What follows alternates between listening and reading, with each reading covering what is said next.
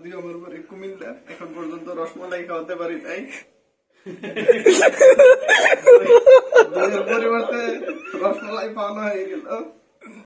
আসসালামু আলাইকুম। আমাদের রুমমেট, রাজশাহী বাড়ি, বগুড়া, একদম জেনুইন দই। আজকে বগুড়ার দই খাচ্ছি। দইটা খুবই সুন্দর দেখতে। এখন খেতে কেমন একটু টেস্ট করে দেখি, আপনাদেরকে জানাচ্ছি।